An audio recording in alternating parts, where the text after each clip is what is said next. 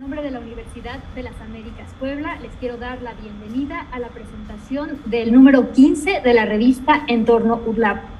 Les comento que este webinar tendrá una duración de 60 minutos y será grabado para archivo histórico y transmitido por TV UDLAP a través de Facebook. Los primeros 40 minutos de la sesión serán para la presentación de los ponentes y los últimos 20 minutos tendremos una sesión de preguntas y respuestas. Les pedimos que por favor durante la sesión apaguen sus micrófonos y utilicen el chat para realizar preguntas de forma escrita. Asimismo, usen por favor su nombre y apellido al conectarse para que nos podamos dirigir más fácil a ustedes en la ronda de preguntas y respuestas y también para que sea más sencillo el registro de este webinar.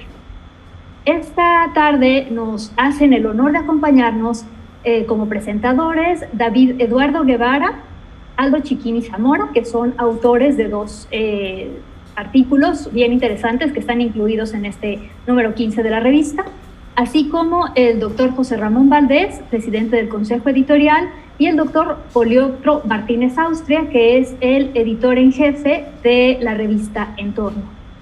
En primer término, vamos a escuchar una introducción del doctor Polioptro Martínez Austria, quien es doctor en Ingeniería por la UNAM, actualmente es profesor titular de la UDLAP y director de la Cátedra UNESCO en Riesgos Hidrometeorológicos.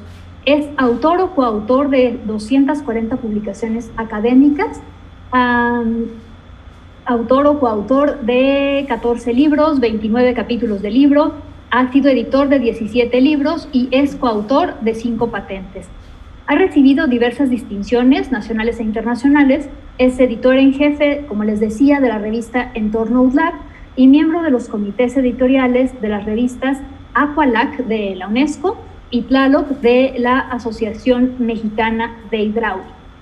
Es miembro de la Academia Mexicana de Ciencias, de la Academia de Ingeniería, de la International Association for Hydro Environment Engineering and Research y de la International Water Resources Association, así como de la Asociación Mexicana de Hidráulica. Ha colaborado en los sectores público y privado y participado en diversos proyectos y asesorías internacionales. Pues, sin más, los dejo ahora con el doctor Polioptro Martínez. Buenas tardes. Gracias, licenciada Quintanilla, qué amable por su presentación. Siempre es un gusto estar con nuestros colegas del área de editorial, quienes se ocupan de una parte muy importante de la revista, desde el diseño editorial hasta precisamente toda esta actividad de compartir con el público de la UDLAP pues nuestros productos de la revista. Yo quisiera hacer una reflexión, aprovechar este momento para hacer un resumencito rápido de ya 5 años de la revista. Con este número la revista cumple 5 años. Y bueno, tiene una serie de estadísticas que vale la pena mencionar. Por ejemplo, hicimos un análisis de su impacto durante el último año, digamos de agosto del 2020 a agosto del 2021, que ciertamente no es un año típico, ¿no? Y sin embargo tenemos más de 21,000 visitas y tenemos miles de gentes que están recibiendo, están viendo nuestros anuncios, nuestros avisos, están como suscritos, digamos, del orden de 12,000 personas a nuestra revista. Nos están leyendo personas de 109 países, prácticamente de todo el mundo. Entonces, eso incluye pues, países prácticamente todos los continentes que nos están leyendo. Y eso es importante porque nuestra revista está teniendo, digamos, un impacto relevante en el mundo. Creo que uno de los méritos que tiene es que es una revista multidisciplinaria. Y entonces eso hace que siempre tenga algún artículo de interés para alguno de nuestros lectores, ¿no? Si fuera muy especializada, dudo que tuviéramos esos números tan altos de lectores de nuestros artículos. Eso es, digamos, una parte de la explicación. La otra, desde luego, es por la calidad de nuestros autores. Nuestros artículos están muy bien escritos, pasan por una revisión doble ciego, y bueno, realmente son corregidos a veces más de una vez. Todos tienen revisión de estilo. Y luego que termina toda esta parte, digamos, formal del artículo, todavía después tiene un diseño editorial de verdad de primerísima calidad. Entonces tenemos una revista que al mismo tiempo de que es multidisciplinaria, es suficientemente profunda y revisada como para que nuestros lectores estén interesados en verla y obtengan en ella información adicional, información útil, y por otro lado es agradable de leer porque está muy bien diseñada. Entonces eso, digamos, en conjunto hace una explicación de este número de lectores que la verdad ya varias revistas nos estarían envidiando, ¿no? Bueno, con este número, fíjense, nada más tenemos ya 286 autores en nuestra revista. Es un número ya importante de personas que están colaborando y escribiendo con nosotros en la revista. Y de esos, pues no tenemos de muchas universidades. No crean que son solamente autores de la Universidad de las Américas Puebla. En realidad de las Américas Puebla son 184, pero suelen o escribir con otros autores de otras universidades fuera de la universidad, o estos últimos escriben por su cuenta y nos envían sus artículos. Y así tenemos artículos de varias y diferentes universidades de México y de otros lugares, sobre todo de Latinoamérica. Eso les da una visión de una revista que está, digamos, teniendo impacto, que está en marcha, que tiene un número importante de autores y que tiene un número muy importante de lectores. Es una revista, digamos, exitosa en ese sentido. Ahora, ya refiriéndome a este número en especial, no quisiera abundar demasiado en los artículos que tenemos aquí a los autores. Así que no me referiré a El Niño Oscilación del Sur ni a Mindfulness, porque tenemos aquí a los autores y no voy a cometer la falta de educación de ponerme a hablar de su trabajo. Tenemos otros 3 artículos importantes. Barreras de actividad física para las mujeres embarazadas, en donde descubrimos algunos fenómenos importantes en México que hacen que las mujeres embarazadas se encuentren dificultades para tener un embarazo completamente saludable. Y realmente esto es un aspecto muy, muy importante. También tenemos un artículo que la verdad a mí me gustó porque habla de esta integralidad del ser humano, ¿no? De esta condición del ser humano de ser, digamos, físico, pero también ser una persona, un ser espiritual. Y es la intervención de la espiritualidad de algunas intervenciones en diabetes tipo 2 y los resultados que eso produce. Todos tenemos un poco la impresión de que sí, nuestro estado de ánimo, nuestra condición espiritual, nuestras creencias influyen en nuestra vida y también en nuestra salud. Bueno, aquí tenemos un artículo que ha hecho un análisis científico de eso y que nos apunta en esa dirección. Ojalá este artículo dé pauta a otros tipos de investigaciones semejantes. Y finalmente tenemos un tema, el último al que me quiero referir, es un tema de actualidad.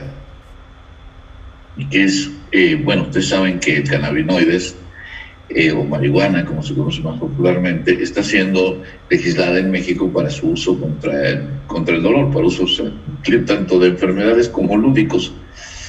Pero pues, ¿qué tanto sabemos de eso, no? ¿Qué tanto realmente los cannabinoides sirven para tratar o no el dolor? Entonces, aquí tenemos un artículo hecho por excelentes autores que ya en otras ocasiones nos han beneficiado con sus textos sobre qué se sabe exactamente del tratamiento del dolor crónico no canceroso utilizando el cannabinoides. Esto, no sé, a lo mejor para las personas que siempre se mantienen sanas, les parecerá un artículo simplemente interesante, pero quiero que consideren que hay muchísimas personas en México y en el mundo que están sufriendo de dolores crónicos. Y es para ellos, este tipo de investigaciones pueden ser la diferencia entre una condición de vida llevadera, razonable, digamos, apuntando al bienestar, y otra muy difícil, soportando el dolor cotidiano, digamos, crónico. Bueno, pues como ven, esta revista también tiene un cierto balance, ¿no?, entre aspectos, digamos, como el mindfulness, que ahorita escucharemos al autor, y también un artículo, nada más voy a destacar que es el artículo central, el de Niño Oscilación del Sur. Esto está relacionado con el cambio climático. Y este tema Acaba de salir hace un par de meses y de hecho es tan extenso, tiene miles de páginas que nos está costando trabajo revisarlo. Acaba de salir el último informe del panel intergubernamental de cambio climático y es cada vez más pesimista. Cada vez que emite cada 3 años uno de estos informes, pues somos cada vez más pesimistas porque el proceso continúa y aparentemente va más rápido que lo que esperábamos. Así que este tipo de artículos que nos ayudan a crear conciencia sobre los efectos del clima en nuestras vidas son muy relevantes en estos momentos. Bueno, ya no quiero acoplar más el uso de la palabra. Agradezco nuevamente, Rosa, gracias por darme el uso de la palabra y con gusto lo cedo para que nos digas quién más estará interviniendo. Muchísimas gracias, doctor Martínez, por presentarnos este número especial, que es el número 15, como usted nos dice, el 5º año de estar haciendo esta revista. Bueno, y ahora me toca presentar, y me da mucho gusto y mucho orgullo, a Aldo Chiquini Zamora, quien es estudiante de la maestría en Psicología Clínica de la UDLAP, licenciado en Psicología centrado en Mindfulness, Psicología Oriental y Neurociencias de las Emociones. Cuenta con estudios a distancia por la Universidad de Princeton, la Universidad de Carolina del Norte en Chapel Hill, la Universidad de Virginia, la Indian School of Business y la Penn University de Pensilvania en temas de neurociencia, budismo, meditación, psicología positiva y compasión. A raíz de ello, tuvo la oportunidad de brindar una plática TEDx en 2019. Cuenta con una trayectoria interdisciplinaria como editor, corrector de estilo, autor de 2 libros de educación media superior, locutor de radio, músico profesional orquestal y profesor titular a nivel medio superior de las áreas de comunicación, artes y literatura. Pues le cedo la palabra a mi compañero Aldo Chiquini, quien es también un integrante muy importante de la editorial UDLAP.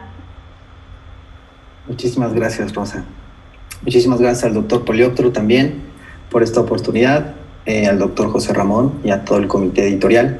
Para mí es un gran gusto estar con ustedes compartiendo este ensayo clínico que realicé, que más bien también podría ser como un estudio de diseño experimental.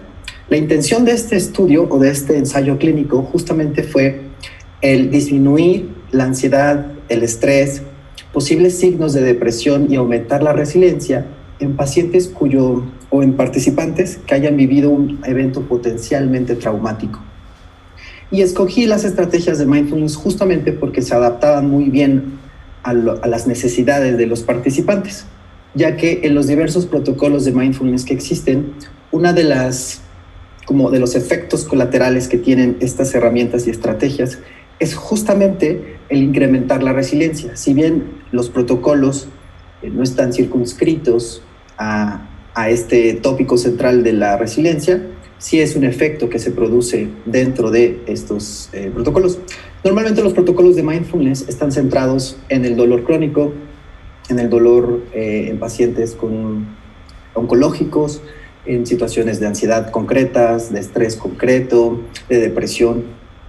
Y nadie ha hecho como el trabajo de juntar algunas de estas estrategias, al menos no en la literatura o en la evidencia científica mexicana, de juntar algunas de estrategias de diversos protocolos para atacar o prevenir o ayudar a los participantes para temas como justo la resiliencia. Por eso este ensayo clínico, mi primera investigación formal, tiene alguna relevancia en la literatura mexicana porque no hay ningún estudio parecido, ¿no?, en este sentido, que intente con estrategias de diversos protocolos aumentar la resiliencia. Entonces, lo que hice justamente, y les quiero compartir, es que reuní, con base en las necesidades de las personas que viven un evento potencialmente traumático, es que fui reuniendo tópicos de varios protocolos. Y para ello ocupé, por ejemplo, de primera instancia, algunos temas de psicología positiva para confrontar un poquito y para adentrarnos a qué es la resiliencia y entenderla muchísimo mejor. También les brindé a los participantes evidencia neurobiológica, ¿no?, de todos los efectos que tiene la meditación, porque lo más importante de esto es entender que mindfulness es como principal vehículo es la meditación, ¿no? El estado atencional para contrarrestar los sesgos cognitivos, los sesgos atencionales, y justamente después viene la parte como conductual, cognitiva, ¿no?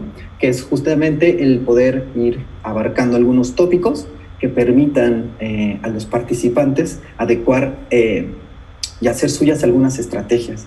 De ahí, justamente trabajamos con el cultivo en el equilibrio emocional del doctor Alan Wallace, que es el plantear dónde y por qué existen los déficits cognitivos y cómo se pueden contrarrestar a partir de estas estrategias.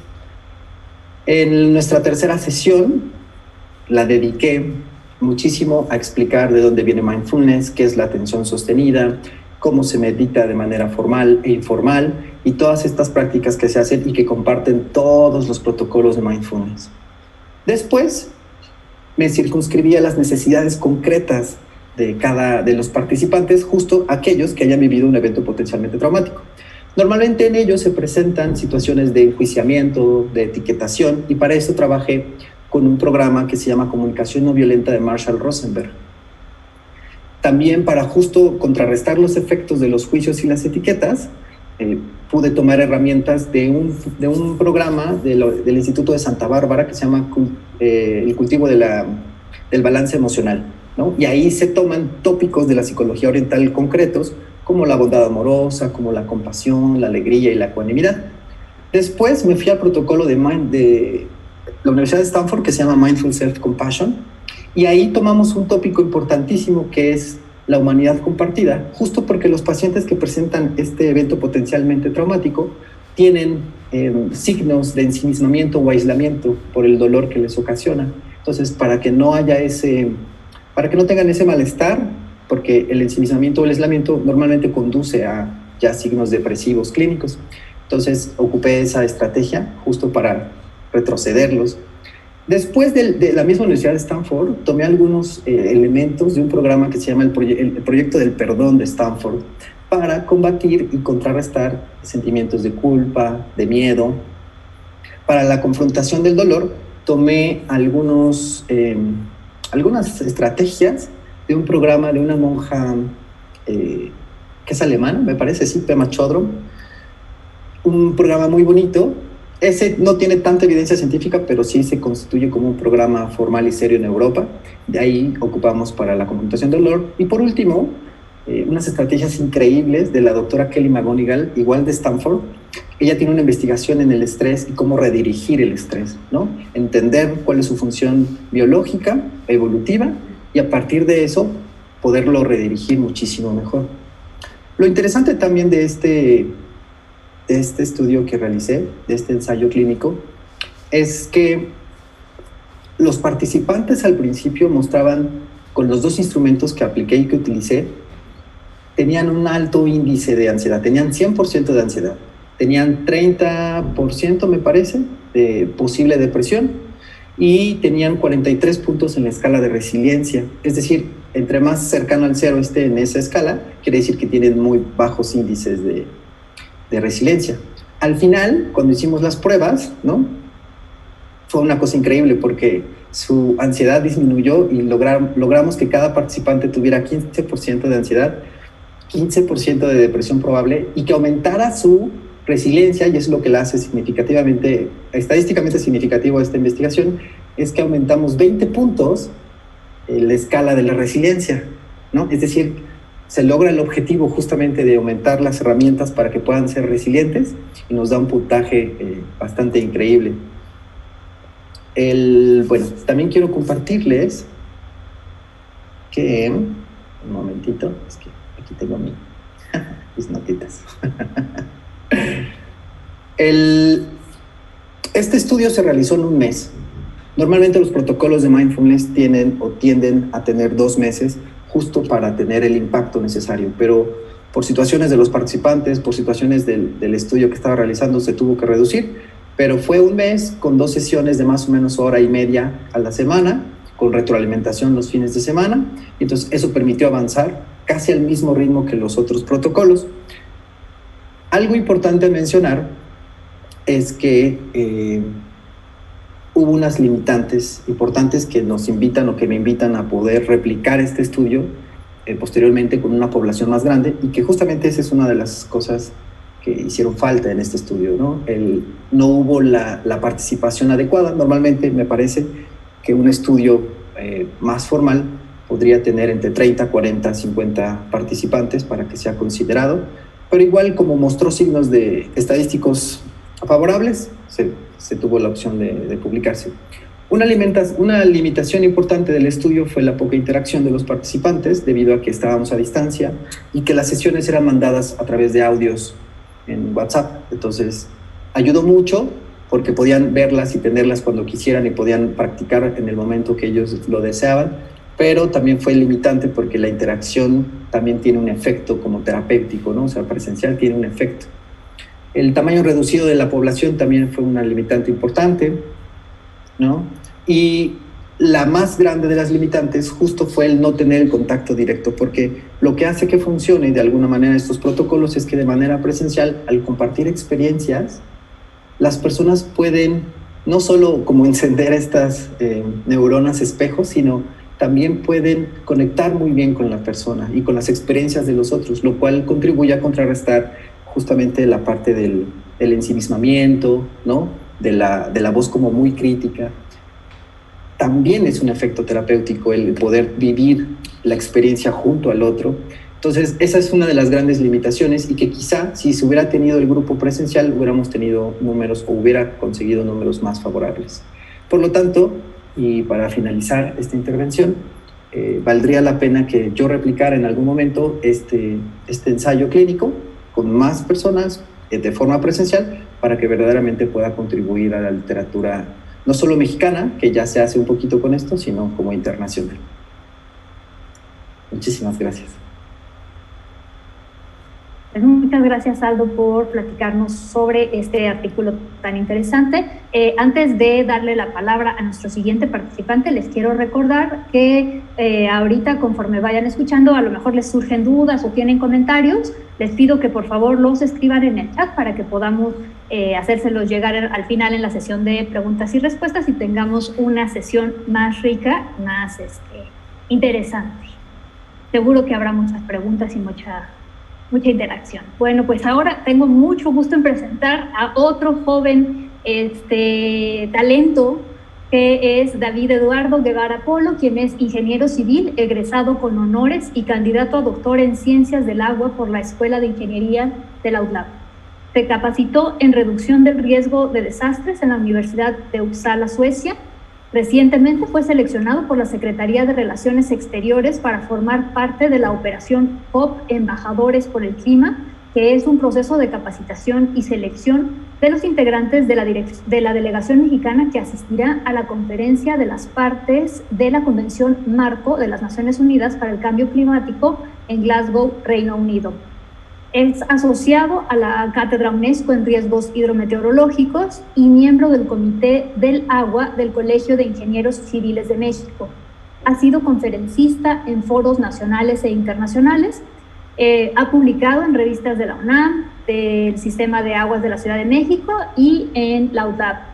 En el plano profesional, colaboró en el Departamento de Control de Obras y Proyectos de la Secretaría de Obras Públicas, Desarrollo Urbano y Vivienda del Gobierno del Estado de Tlaxcala, y trabajó en proyectos de rehabilitación urbana con el Departamento de Arquitectura de la UDLAP. Le damos la bienvenida a David Eduardo Guevara. Muchas gracias, licenciada Rosa Quintanilla, por su amable presentación. Buenas tardes a todos y a todas. Creo que no nos acompaña, pero quiero agradecer al doctor José Ramón Valdés, presidente del Consejo Editorial de la revista Entorno. Saludo con gusto también al doctor Polióctor Martínez, editor en jefe, al próximo maestro, Aldo Chiquini, y aprovecho también para felicitarte, Aldo, por tu artículo, y que me da mucho gusto coincidir contigo por segunda vez en un espacio para compartir ideas. La primera fue en TEDx UDLAP 2019.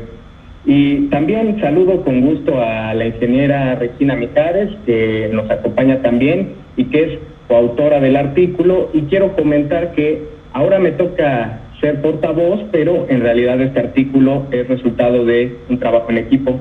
Muchas gracias, Regina. Publicar este artículo nos emociona mucho y pues para mí personalmente fue una experiencia importante porque fue la primera vez que envié un texto a revisión por pares, así que quiero también agradecer al equipo editorial de la revista Entorno, incluyendo desde luego a los 2 revisores anónimos que nos ayudaron a mejorar nuestro trabajo. Miren, en primer lugar me gustaría contarles un poco el origen de este artículo. Este artículo se publica en el marco de las investigaciones que se hacen en el doctorado en Ciencias del Agua de la UTLAP y en la cátedra UNESCO en Riesgos Hidrometeorológicos, que también está basada aquí en la UTLAP. El proyecto de investigación doctoral de Regina y el mío convergen en considerar a este fenómeno importante, que es el Niño Oscilación del Sur, y que describimos en el artículo, como un elemento que tiene importantes implicaciones en las sequías tanto meteorológicas como hidrológicas en nuestro país. Así que decidimos escribir este artículo uniendo lo que ambos habíamos estudiado cada uno por separado, tuvimos un diálogo importante y así fue como llegamos al producto final que presentamos en esta revista. También la inquietud se acentuó con la sequía que experimentamos en nuestro país durante la segunda mitad del año pasado. Bien, en primer lugar, para entrar en contexto, pues la idea no es spoilar el artículo ni mucho menos, pero sí contarles un poco de qué va para motivarles a que lo puedan leer y que puedan conocer un poco más acerca de este importante sistema. El Niño Oscilación del Sur es un sistema oceánico y atmosférico que se detecta en las aguas del Pacífico Ecuatorial, del Océano Pacífico Ecuatorial, pero sus efectos son perceptibles en todo el mundo, en prácticamente todo el mundo y por supuesto en México. Es solamente uno de los múltiples sistemas oceánicos, atmosféricos y acoplados que existen en el mundo. Hay varios otros, como la oscilación del Atlántico Norte, la oscilación del Ártico, por ejemplo, que recientemente causó problemas importantes para el suministro de gas en América del Norte, por ejemplo, la oscilación decadal del Pacífico, etcétera. Estos fenómenos son de distintas escalas espaciales y temporales, pero el Niño Oscilación del Sur es tal vez el que más se ha estudiado y además el más monitoreado en todo el mundo porque, insisto, sus efectos son perceptibles en cualquier país y es particularmente interesante para México, puesto que se ha documentado, como lo mostramos en el artículo, que tiene importantes efectos para las lluvias, para las precipitaciones en nuestro país. El artículo se divide en 2 secciones. Primeramente hablamos de cuáles son los procesos físicos que dan lugar a el Niño Oscilación del Sur, qué es exactamente lo que ocurre con las variables oceánicas, la temperatura del mar y las variables atmosféricas, principalmente la presión atmosférica, y cómo interactúan entre sí y qué es lo que da origen a este fenómeno tan importante.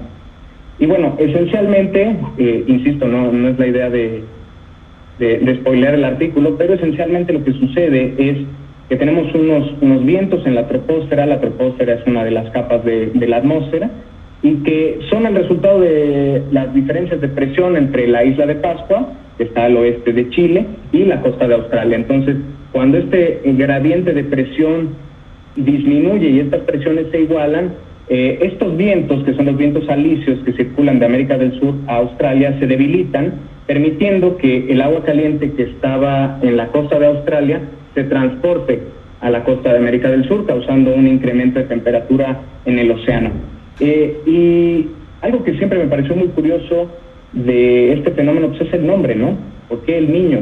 Pues resulta que los pescadores peruanos que detectaron esta anomalía en sus costas por primera vez a finales del siglo XIX, lo hicieron cerca de Navidad, y entonces pues al percibir que había una mayor temperatura y por lo tanto una mayor concentración de peces en el agua, pues dijeron que era el Niño Dios, que ya se acercaba porque la fecha era próxima a Navidad, entonces por eso lo bautizaron de esta manera. Eventualmente al evento opuesto, es decir, cuando el agua no está caliente sino fría, pues se le nombró con el antónimo, ¿no?, de la niña. Entonces el sistema ENSO es un fenómeno que alterna entre una fase cálida, que es el niño, y una fase fría, que es la niña, ¿no? Y entonces así va oscilando a lo largo del tiempo y se mide a través de una red de boyas que tiene la National Oceanic Atmospheric Administration de Estados Unidos en el Pacífico y en todo el mundo. Y bueno, a partir de estos datos que se recolectan se construyen unos índices que se van estudiando a través del tiempo y que bueno, a partir de ello pues podemos modelar o anticiparnos un poco a las implicaciones que tiene este fenómeno. Ahora, en la segunda parte de la primera sesión precisamente hacemos una revisión muy breve pero importante de cuál es el estatus actual de los modelos que describen a El Niño Oscilación del Sur, porque al ser un fenómeno tan complejo que depende de tantas variables, pues evidentemente hay diversos modelos que lo describen. Sin embargo, varios autores, como reportamos en el artículo, sugieren que estos modelos pues están limitados, por un lado, porque el clima tiene una naturaleza no lineal y esencialmente estos modelos, muchos de ellos son lineales, y otros autores sugieren que el comportamiento de este fenómeno no solamente tiene una alternancia o esta alternancia no es necesariamente oscilatoria, es decir, no es constante, sino que en determinados momentos el fenómeno puede tener más bien un comportamiento caótico. Entonces, esa es una de las oportunidades que encontramos durante esta revisión. Y por otro lado, algo que también debemos explorar, y quiero conectarlo con lo que mencionaba el doctor Poliotro sobre el cambio climático, es, nosotros sabemos que existe el Niño Oscilación del Sur. De hecho, el siguiente año se cumplen 130 años de que sabemos que existe. Obviamente, como sucede con frecuencia en ciencias, es verdad que cada vez ignoramos menos, pero al mismo tiempo descubrimos que tenemos mucho más por investigar y mucho más por detectar para poder tomar decisiones. Entonces, lo que sucede, una de las incertidumbres es, pues, ¿qué va a suceder con El Niño Oscilación del Sur, con todas las oscilaciones, pero con ENSO en particular, con el cambio climático? ¿Cuál va a ser la interacción entre lo que está sucediendo con el incremento en las concentraciones de gases de efecto invernadero en la atmósfera y el comportamiento de estas oscilaciones climáticas? Hay evidencia hasta este momento de que posiblemente estas oscilaciones climáticas tengan un comportamiento pues diferente y que puedan ocasionar pues eventos extremos en el futuro, así que es un área de investigación importante. Por otro lado, en la segunda sección recopilamos las conclusiones a las que llegaron diversos autores con respecto a los efectos que tiene ENSO, que ya dijimos que se detecta en el Pacífico ecuatorial, pero particularmente en la precipitación en México. Entonces, aquí sí voy a decir un spoiler, parece haber un consenso en que el Niño produce condiciones húmedas en el norte del país, mientras que la Niña produce condiciones secas en el norte del país. Sin embargo, cuando se discute qué sucede con la precipitación en el centro y sur del país, se concluye que el Niño produce veranos secos y la Niña veranos húmedos, pero todavía no hay un consenso sobre lo que pasa en los inviernos en el centro y sur del país. En la literatura existen pues varios autores que brindan evidencia pues de que no hay un consenso como tal, ¿no? Algunos dicen que producen condiciones húmedas, otros que son condiciones secas, y pues bueno, el debate pues está abierto en la comunidad científica. Ahora bien, si bien en climatología pues los eventos deben estudiarse en un contexto mínimo de 30 años, porque pues a la escala humana es muy difícil atribuir un evento en particular a un evento de mayor escala como lo es ENSO. Amén de este disclaimer, vale la pena señalar lo que observamos el año pasado y que fue, como mencioné hace un ratito, lo que nos motivó para escribir este artículo. A partir de mayo de 2020 se comenzó a presentar una fase de la Niña y al mismo tiempo una disminución importante en las precipitaciones en todo el país, pero obviamente estas disminuciones se acentuaron en el norte del país y en el centro. Entonces, eventualmente estas disminuciones en las precipitaciones se convertirían en la peor sequía desde 2011 en México y en términos de la fracción del territorio del país que se encontraba en este estado. Entonces, de nuevo, antes se mencionó que estos eventos deben estudiarse en un contexto mucho más amplio. Sin embargo, hay que estar atentos a las señales que nos brindan estos fenómenos para poder anticiparnos y tomar decisiones. Ahora, ¿cuál es el estado actual de este fenómeno? Ayer, de hecho, la Conagua publicó un boletín que ellos tienen periódicamente, en el cual reportan cuál es el estatus de este fenómeno en la actualidad. Y ellos mencionan que a partir de mayo del 2021, ENSO parece haber regresado a una fase neutral y pareciera que en concordancia, pues la sequía ha entrado en remisión, ya no estamos en los mismos porcentajes de sequía que en los que estábamos el año pasado. Entonces, sin embargo, hay una probabilidad de entre 70 y 80% que ENSO regrese a una fase de la Niña en los siguientes 2 meses, en el invierno, con lo cual pues posiblemente se tengan también disminuciones en las precipitaciones. Ahora bien, todo esto, estos fenómenos se estudian obviamente desde el punto de vista global y desde la perspectiva también de la atmósfera, pero evidentemente el hecho de que llueva menos tiene importantes implicaciones para la administración del agua. Es como cuando, bueno, tienes un guardadito en tu cartera, pero de pronto te quedas sin ingresos, ¿no? Entonces, ¿de qué vas a depender? Pues del guardadito que tengas en tu cartera. Entonces, en otras palabras, ¿qué sucede? Que si deja de llover, dejamos de tener agua renovable, dependemos de lo que tenemos en la cartera. Y lo que tenemos en la cartera es el agua que almacenamos en nuestras presas y el agua que almacenamos en nuestros acuíferos subterráneos. Entonces, el hecho de que llueva menos, pues implica que debemos siempre debemos administrar bien el agua en cualquier caso, pero especialmente en estos, se debe de tener bastante cuidado con las políticas de operación de las presas y también con el volumen que se extrae del agua subterránea, porque, por ejemplo, con el agua subterránea, en muchos casos, estas extracciones que se hacen durante periodos de sequía, pues refuerzan el ciclo de sobreexplotación, que también es un problema importante en México. Entonces, pues bueno, un pequeño viajecito de la atmósfera a la litosfera y simplemente dejarles el mensaje de que estas son las razones por las cuales vale la pena estudiar el fenómeno de ENSO. Debemos entenderlo mejor, pero sobre todo debemos de desarrollar mejores modelos, pero no solo eso, sino que los resultados o lo que encontremos en estos modelos se tienen que traducir en mejores planes y programas para manejar los riesgos hidrometeorológicos extremos. Ahora me referí tal vez a la sequía muy enfáticamente, pero en realidad también, por ejemplo, cuando tenemos un fenómeno del Niño, podemos tener anomalías positivas de precipitación, que llueva más. Entonces, en el contexto en el que estamos actualmente en el país, ya lo decíamos, el año pasado tuvimos sequía importante y este año tuvimos inundaciones, ¿cierto?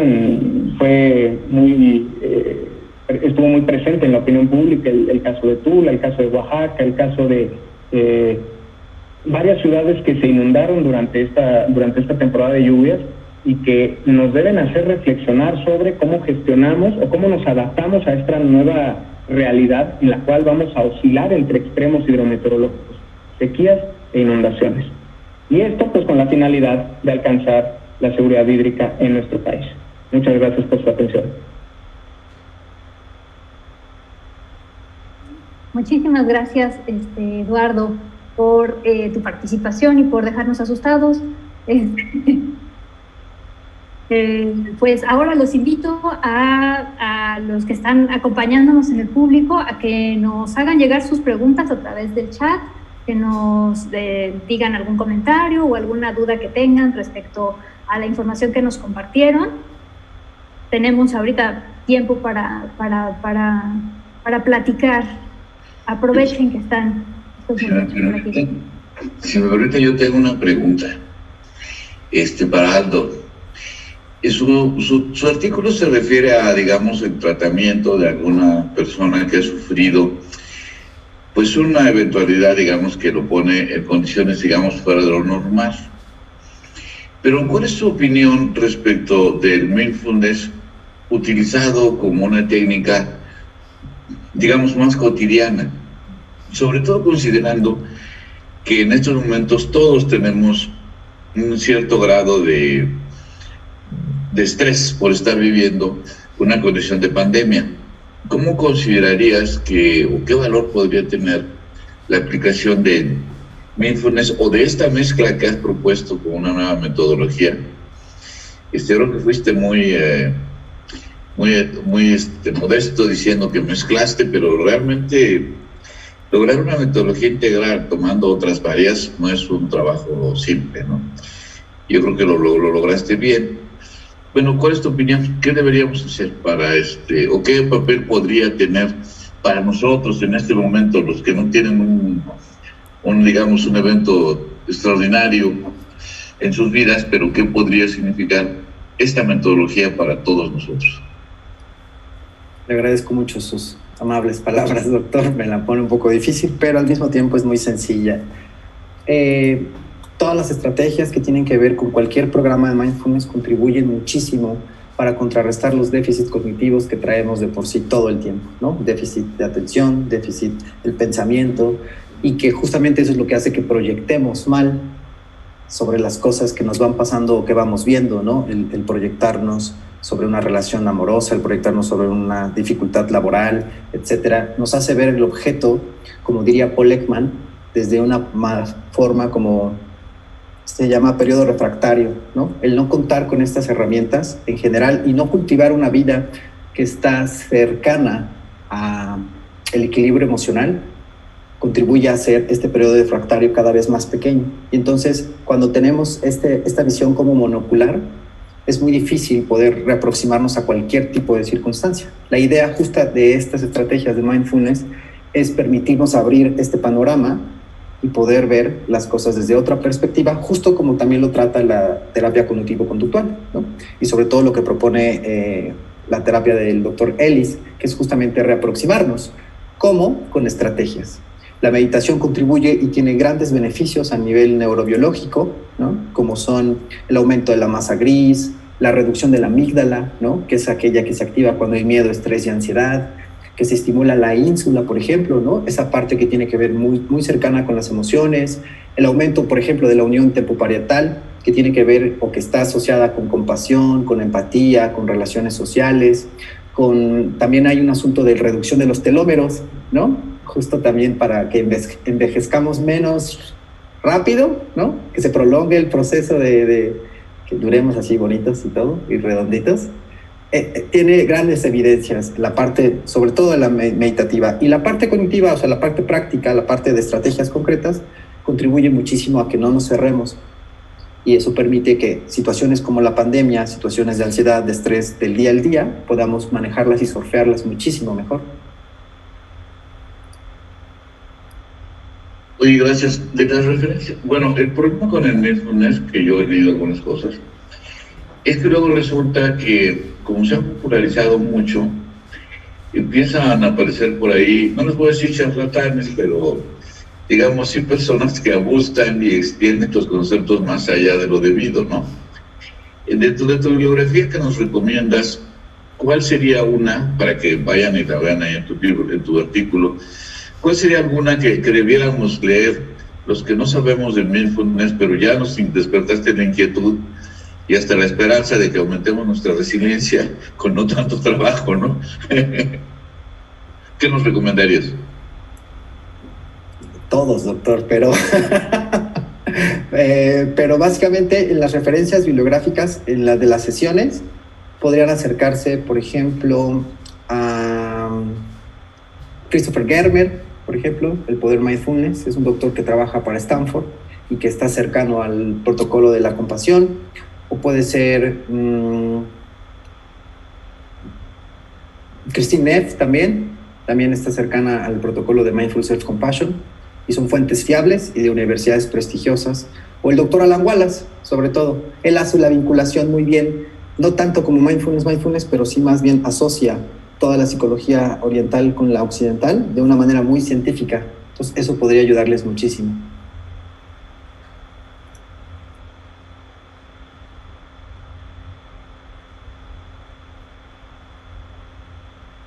Muy bien. ¿Y en qué consiste el protocolo mindfulness? O sea, en palabras cristianas, ¿qué haces cuando tomas una estrategia de este tipo? Depende del tipo de protocolos. O sea, hay protocolos, por ejemplo, para la autocompasión de la Universidad de Stanford, que dura 2 meses, y se trabaja en procesos transdiagnósticos como culpa, vergüenza, autocrítica. Entonces, la idea es como ir abriendo a través de prácticas meditativas tomadas de Oriente, con prácticas psicológicas occidentales. O sea, se hizo como una, ¿no?, como una especie de compaginación. Y entonces desde las prácticas uno se sensibiliza, y desde la práctica, digamos, cognitiva, uno puede llegar como al conocimiento de qué es la autocrítica, la culpa, la vergüenza y así.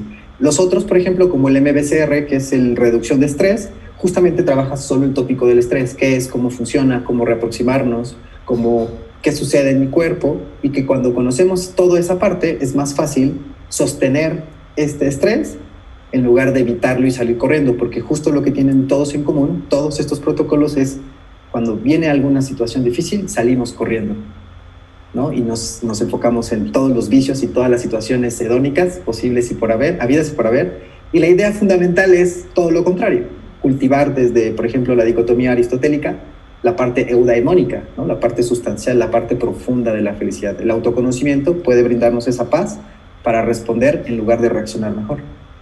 Digo, exacto, responder mejor en lugar de reaccionar peor.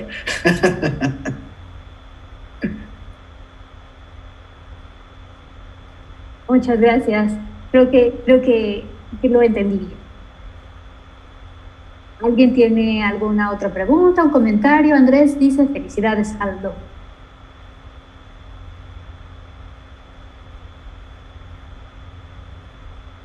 Si nadie se anima, yo abuso de mi Adelante, por favor. Para preguntarte, Aldo, mira, ahora que escuchaba tu intervención, estaba yo intentando conectar con este tema del cambio climático, y es que hay mucha gente que cree que el cambio climático va a ser un evento disruptivo o agudo, como lo fue la pandemia, ¿no? Y que en algún momento digamos, el cambio climático permanece lineal, y en algún momento va a haber una catástrofe que nos va a devastar a todos, ¿no?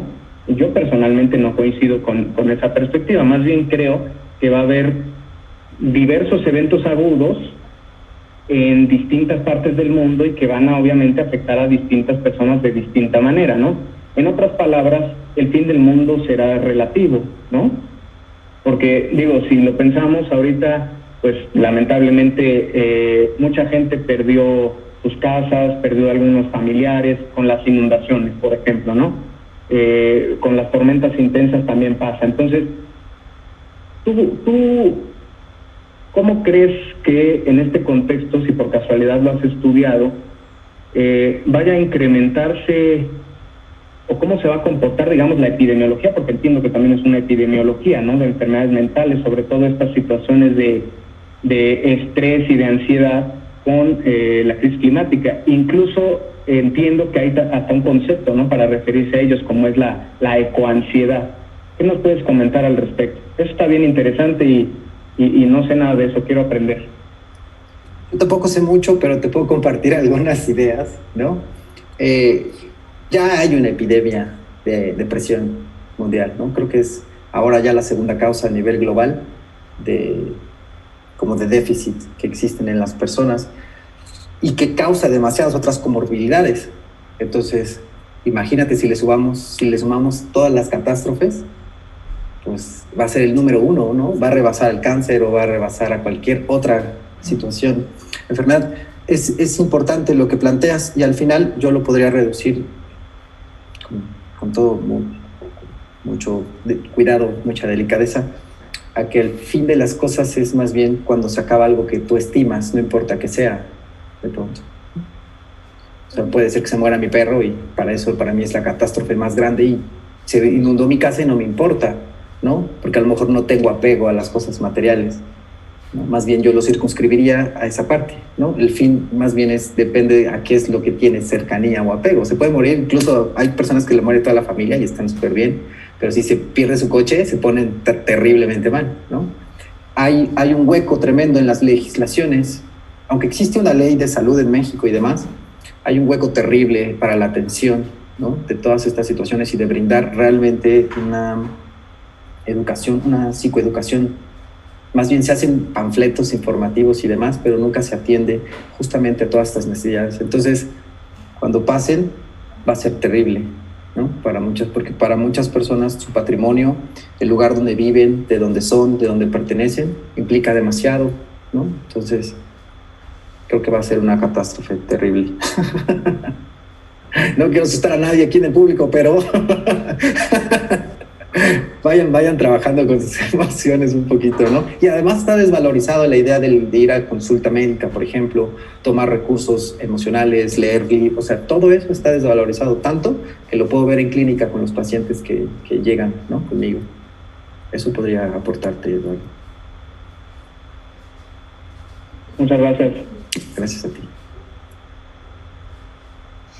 Bueno, estoy seguro que nuestro público tiene más preguntas y dudas, pero en lo que no las expresan, déjeme preguntar algo aquí a Eduardo, ¿no? No sé si viste que publicamos un video donde asociamos las inundaciones en Tabasco con un fenómeno de la Niña, o sea, con una temperatura inferior a la normal en el Pacífico. ¿Tú qué opinas respecto a eso? Porque estamos entrando precisamente a esa época, al periodo de inundaciones en Tabasco, que es octubre, noviembre, con frentes fríos, y la correlación que se encontró entre inundaciones.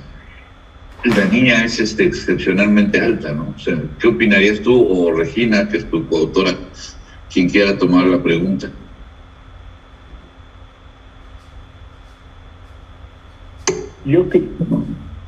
Regina. No, está bien, Eduardo. Permito que desarrolles tu idea. Déjame insistir, primero las damas. No, está bien, Eduardo. Adelante.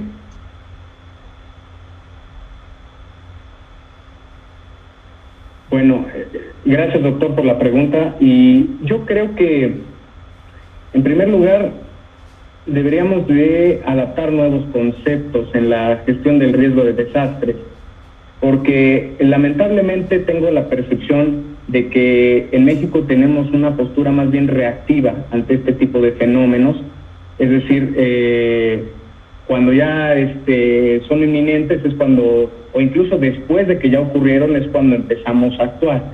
Entonces, retomando la idea de que decía que estamos oscilando entre extremos hidrometeorológicos, todo el tiempo tenemos que estar preparados para este tipo de eventos. Entonces, entiendo que ya existen instrumentos programáticos en México, como el PRONACOSE, que es el de las sequías, o el Programa Nacional contra Contingencias Hidráulicas, ¿no? El PRONACH. Entonces, los instrumentos allí están. Lo que nos hace falta, creo yo, es un nivel más alto de coordinación entre los tres niveles de gobierno, el federal, el estatal y el municipal, para establecer las distintas acciones a las distintas escalas y atender mejor los desastres en la fase preventiva, en el momento en el que están ocurriendo, pero también después en el proceso de recuperación. Eso es lo que creo que nos haría falta. Y al respecto, pues nos es de mucha utilidad, por ejemplo, conocer que existen estas correlaciones, porque eso nos permite anticiparnos, ¿verdad? Entonces, eso sería lo que yo tengo que aportar, pero Regina va a complementar.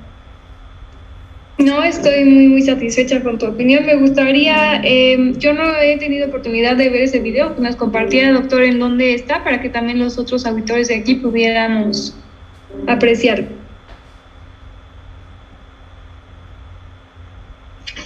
Si entran a la página de la Cátedra UNESCO, tenemos una videoteca. Entonces ahí en la videoteca está el video, lo pueden ver, es el más reciente. Y bueno, ya no quiero hacer propaganda de otra cosa que no es lo que estamos viendo, pero pues ahí lo pueden encontrar.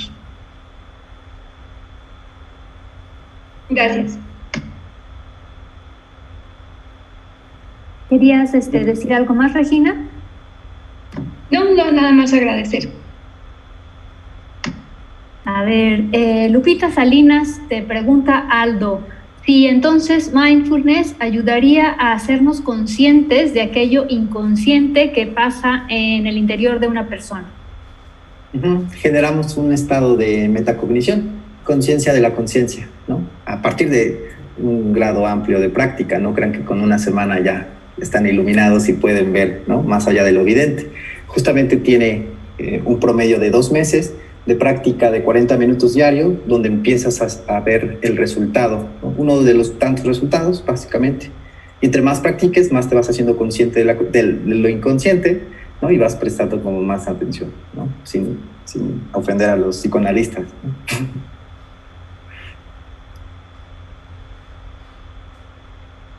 Eduardo ya compartió el video, entonces ya está por aquí en el chat. Bueno, pues si quieren hacer algún comentario final para cerrar esta presentación, Eduardo, Aldo.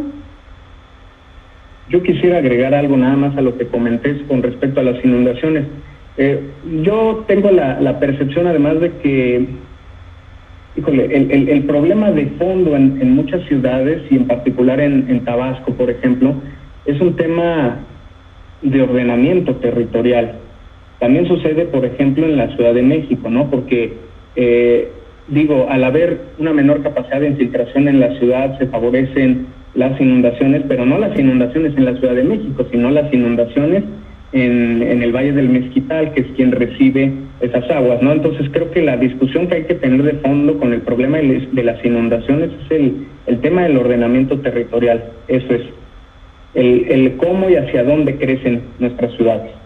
Nada más, y bueno, aprovechar que ya estoy haciendo uso del micrófono para agradecer nuevamente al doctor Polioptro por la invitación a presentar este artículo y felicitarle a él y a todo el equipo editorial de la revista por estos 5 años y por estos 15 números que han sido tan exitosos. Muchas gracias.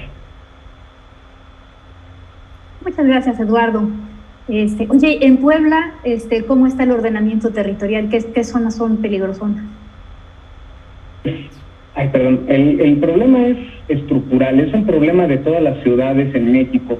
No sé si sea un problema global, pero en general nosotros tenemos un problema serio de ordenamiento territorial. Debo confesar que la situación de Puebla sobre las inundaciones no la conozco a detalle porque yo no estudio a profundidad las inundaciones, pero tengo una colega en el doctorado que sí lo hace, entonces tal vez un correíto ahí y después les paso la información, y que creo que está conectada, por cierto, porque es Edith Bonilla. Pero bueno, no, sinceramente desconozco la respuesta. Muchas gracias. No era sobre el tema, pero solo que me dio curiosidad. Muchas gracias. Aldo, ¿quieres decir algo más? Muchísimas gracias a todos, al doctor Polioptro, a la revista, a Eduardo por sus generosas palabras y a todos aquellos que están aquí. Muchas gracias.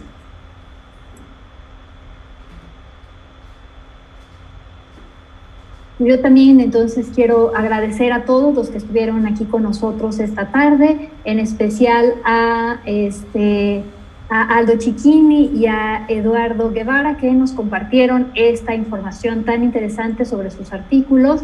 Quiero invitar a todos a que lean la revista Entorno, que está disponible sin costo aquí en esta dirección que es muy fácil. La pueden leer en ISU, la pueden descargar. Los invitamos a compartirla. Y bueno, pues a nombre de la Universidad de las Américas Puebla, les deseamos muy buenas tardes y los esperamos en la próxima presentación y en el próximo número. Muchas gracias a todos.